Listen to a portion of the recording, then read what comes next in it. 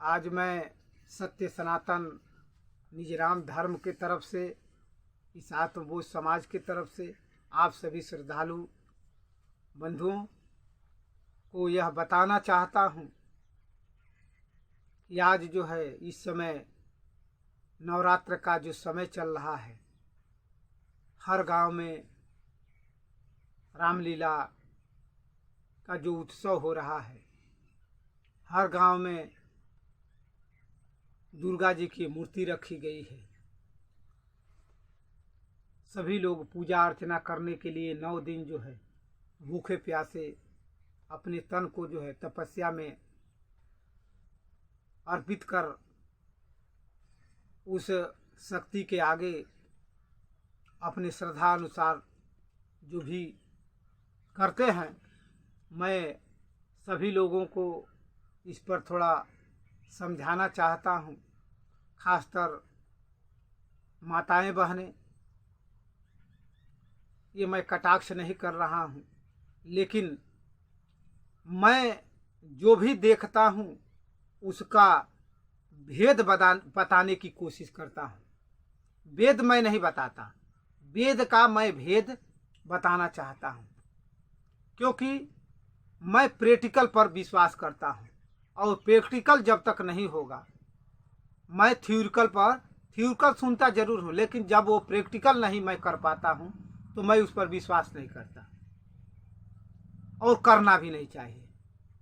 क्योंकि अगर कोई कह दिया यहाँ ये वस्तु बहुत अच्छी है और आप देखे नहीं है, उसके पर विश्वास कर लेंगे और वो वस्तु तक जाएंगे, वो वस्तु मिलेगी ही नहीं या अच्छी हो नहीं, तो फिर आपका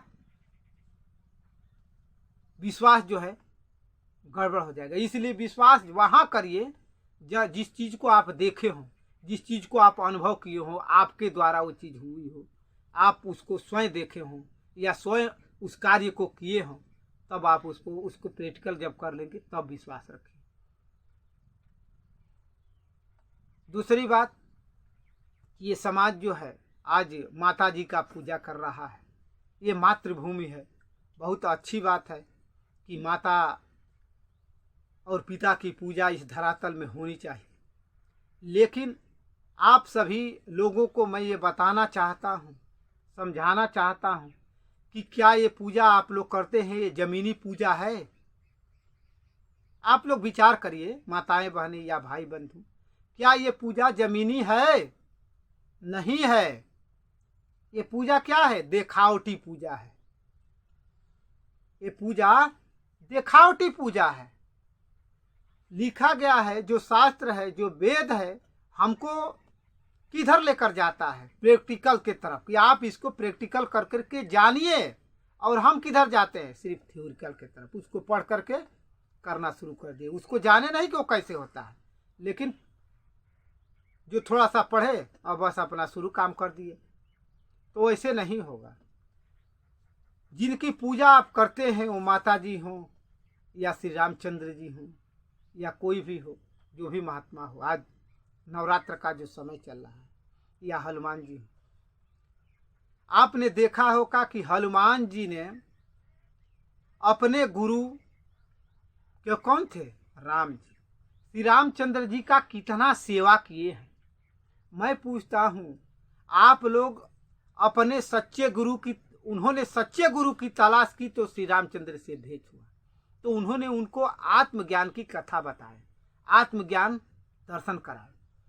क्या आपने, जिनकी आप पूजा करते हैं, आस्था रखना कोई गलत नहीं, मूर्ति लगाना कोई गलत नहीं, मैं बार बार कहता हूँ, आस्था रखिए, उनकी मूर्ति लगा कर रखिए, फोटो रखिए, वो भी अच्छी बात है। लेकिन जो पूजा करते हैं, क्या वो पूजा वो मान्य है? आप जानते हैं, आप मिठाई चढ़ाते हैं, आप ही खा लेते हैं, आप पेड़ा ले जा करके चढ़ाते हैं, माछी खा लेती है, भेड़ बकरी खा दे, कुत्ता आएगा खा लेगा। लेकिन एक बालक कहीं रो रहा है, एक व्यक्ति कहीं तड़प रहा है, वो मिठाई अगर उनको खिला देते तो भगवान भी प्रसन्न हो जाते। लेकिन वो काम आप नहीं करेंगे। आपको ये लगता है कि मैं उस मूर्ति पर चढ़ाऊंगा तभी भगवान प्रसन्न होंगे। उस मूर्ति को रखिए, लेकिन वो किसी गरीब को खिलाए, किसी गरीब को अगर पहना दे कपड़ा खरीद करके, तो भगवान भी डबल प्रसन्न हो जाएंगे। लेकिन उस मूर्ति की सर सफाई करिए, देख रखाव करिए, लेकिन जो प्रसाद चढ़ाना है ये गलत है। प्रसाद चढ़ाएंगे किसको? प्रसाद वहां पुजारी जी हैं उनको दे दीजिए, वो खा ले और आपको भी दे देंगे, वो आशीर्वाद भी देंगे कि महाराज हम आप ही को देते हैं, मैं आप ही में देख रहा हूं क्योंकि यहाँ की सेवा आप करते हैं, वो अच्छी चीज है। लेकिन जहां जो बोलता है, न डोलता है, न खाता है, न पीता है, न नहाता है, न धोता है, उसको दूसरे की जरूरत पड़ती है। किसको? हम आप जाकर के नहवाते हैं, नहीं तो वो सदियों बीत जाएगा, नहाएंगे नहीं, सदियों बीत जाएगा, कपड़ा नहीं बदल पाएंगे, फिर वहां आप प्रसाद चढ़ा करके क्या पाएंगे? ये जो है, इस चीज से पर्दा मैं हटा रहा हूं, आप लोग विचार करिए। ये संसार का रूल नहीं है। ये संसार का रूल क्या है? ये भौतिक ज्ञान है जो आप करते हैं, लेकिन आध्यात्मिक ज्ञान की आप तलाश में चलते हैं।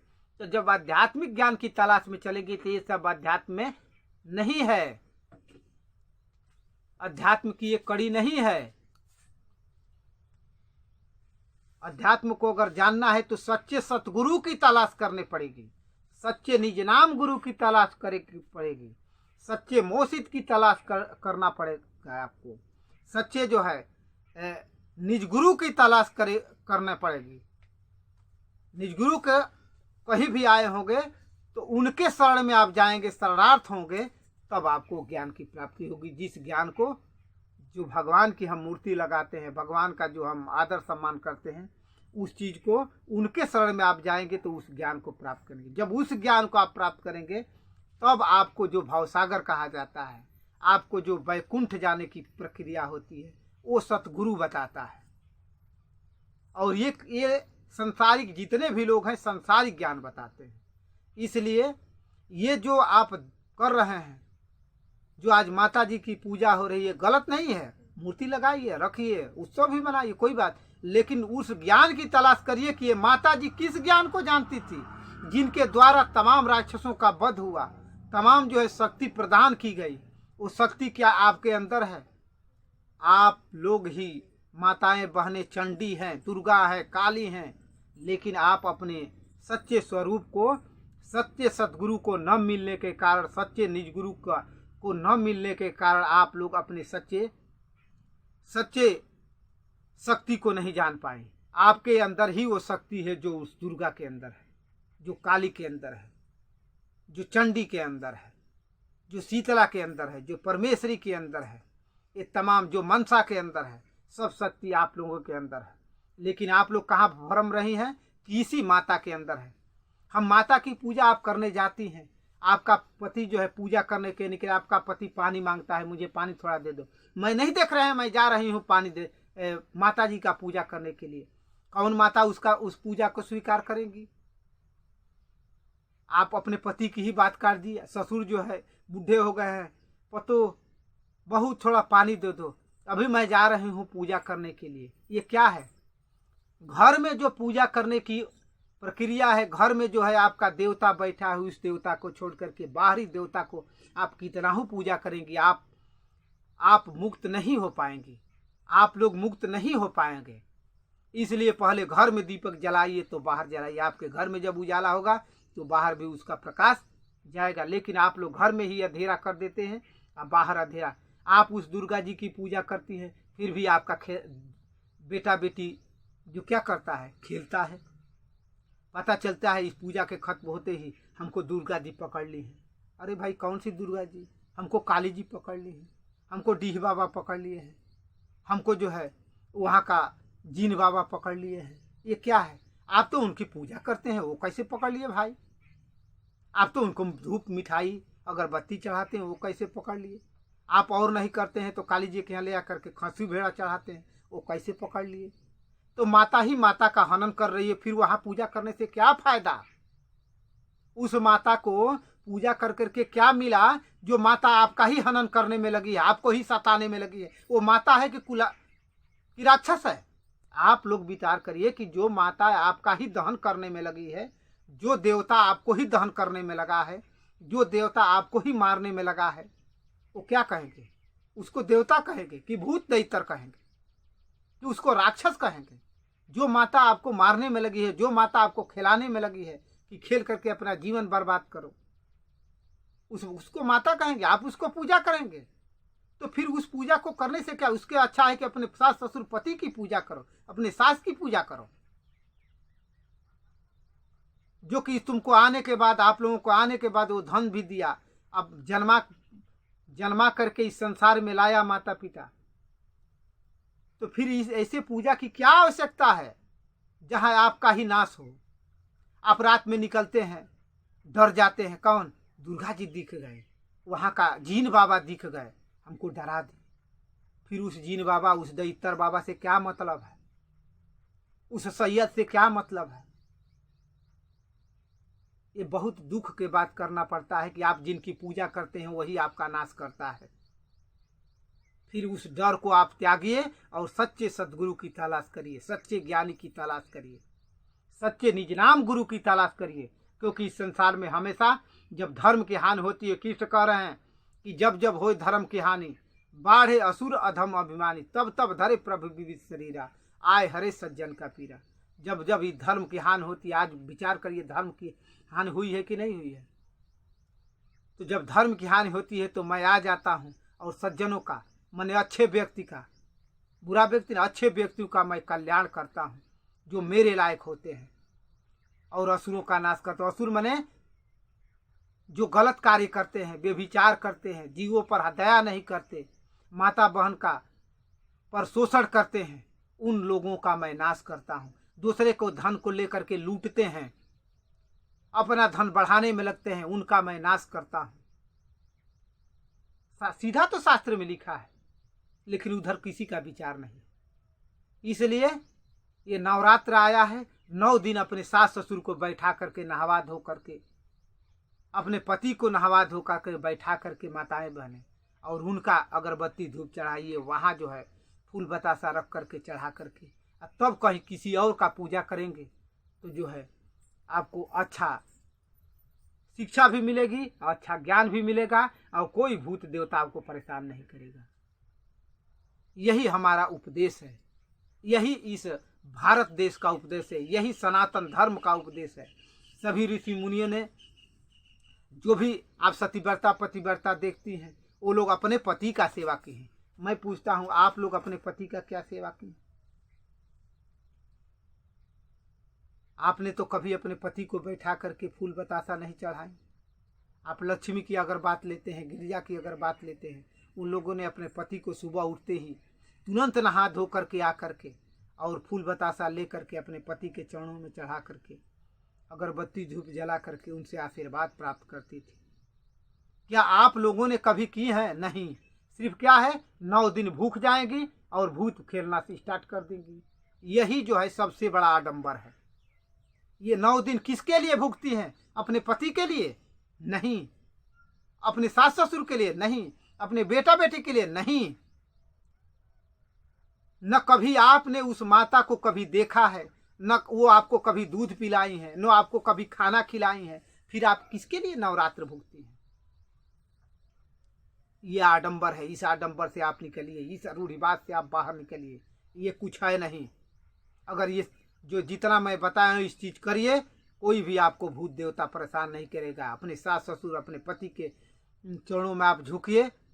आप अपने बाल बच्चों को भी, जो भी है उन लोगों को भी, अपने बाबा आजी, दादा दादी, अपने पिताजी के चरणों में झुकाइए और उनसे आशीर्वाद प्राप्त करिए। वो भी एक बार नहीं, शाम सुबह, और उनके बातों को आप रखिए, उनके बातों के हिसाब से आप चलिए।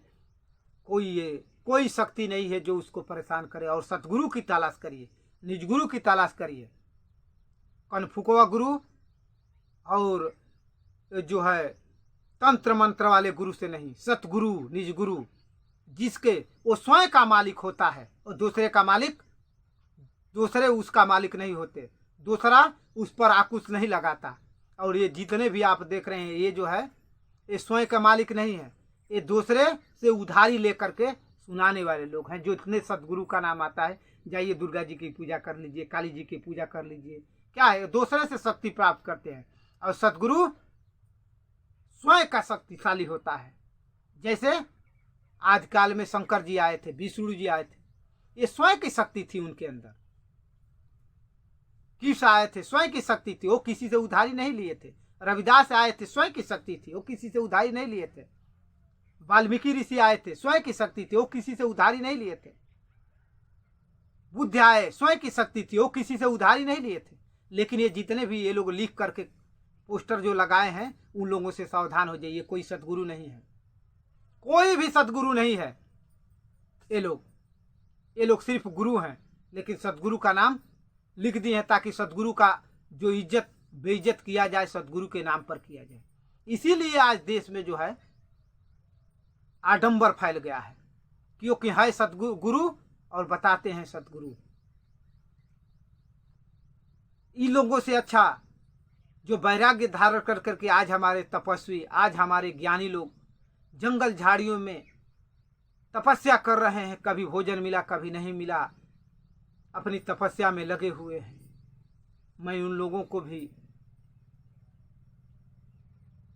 कहना चाहता हूं कि धन्य है उन लोगों के माता पिता की वैसे पुत्र पुत्री को जन्म दे करके आज तपस्या में वो लोग लीन हैं, और अपने परिवार को त्याग करके, परिवार का खुशी को न देखते हुए इस संसार के खुशी के लिए तपस्या करना स्टार्ट कर दिए, और तपस्या जो कर रहे हैं। लेकिन आज लोग धन के पीछे भाग रहे हैं, और संत धन का लोभी नहीं होता। संत क्या है, ज्ञान का लोभी होता है कि ज्ञान मैं संसार में कितना बांट दूं, धन नहीं ज्ञान कितना बांट दूं। लेकिन आज जो है लोग जो है धन को ही इकट्ठा करने में लगे हुए। इसलिए इन लोगों से आप सावधान हो जाइए और इन लोगों के पीछे मत पड़िए। जो मैं बताया हूँ इस शिष्टाचार में आइए, तब जो है सनातन धर्म की स्थापना होगी।